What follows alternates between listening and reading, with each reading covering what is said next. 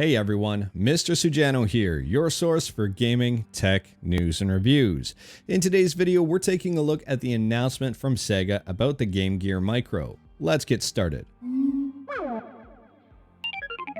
Now, I have been struggling on doing a video about the Game Gear Micro. I initially wanted to do a video the day that this was announced. I did not have the highest expectations, but at the same time, I was still kind of let down by this news announcement. In fact, there were a lot of people who were really let down with the announcement of the Game Gear Micro, and they were very vocal about it on social media. So I decided to wait a few days and really collect my thoughts. If you have not seen the announcement about the Game Gear Micro, well, this is pretty much what you're going to expect. It's a Game Gear Micro in every sense of the word. It's actually a very well-suited name for the product, so hat tip to Sega for naming it something extremely accurate. The screen on this is 1.15 inches, roughly half the size of a Game Boy Micro screen. So I want to say this is an eye-opener, but it's really more of an eye squinter. This is going to be extremely hard to see. There are a total of 4 playable systems, a black one, a yellow one, a blue one, and a red one. Each system has its own set of games, so each system comes equipped with 4 games. And yes, you heard me correctly, each system will only have 4 games. There are 16 games in total spread across the 4 devices. If you want to play all 16 games, you will have to pick up all 4 devices. Now, looking at the games on each system, I will say as a heads up, none of them are translated, so you may run into some issues if they're text-heavy games. And if they're text-heavy games, you might just run into issues because trying to read text in the first place on these is going to be very difficult. So looking at these systems here, I would say the black system is probably the most interesting one to me. It has Sonic, Puyo Puyo, it has Outrun, as well as Royal Stone. The blue system here has Sonic and Tails, as well as Gunstar Heroes.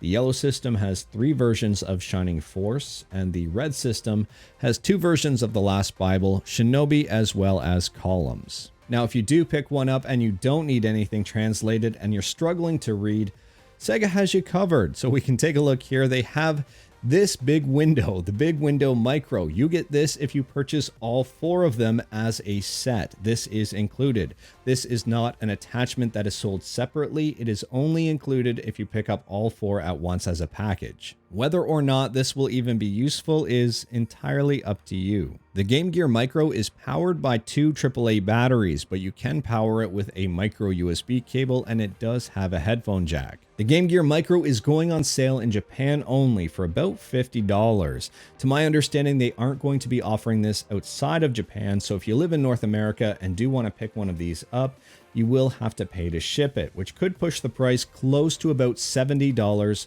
for one. If you want to be able to play all 16 games on all 4 systems and get the sweet included magnifying glass so you can actually see the games, you will be paying something north of $200. If you want to play all 4 but don't necessarily want the magnifying glass, they're also offering a set that includes some pins. Now, if the magnifying glass is not your thing and the pins are not your thing, Sega still has you covered. I have not found details on this one yet, but it looks like they are going to offer some sort of frame as well as some sort of mock system. So this system, the smoke colored, apparently is not functional, but at the same time you can put all of the other colors in the frame with it to make a nice little display. Now for my overall opinion on the Game Gear Micro. I've had a few days to really think about this one and get my thoughts together, and I can confidently say that at $50 for a system with only 4 games and a screen the size of a loonie or a dollar coin if you're in the States, this system is not for me. I'm not overly interested in it. While it does look pretty cool, at the same time, it's just not for me. I think this is a niche product in an already niche market of retro gaming. So kind of like a niche within a niche, I guess.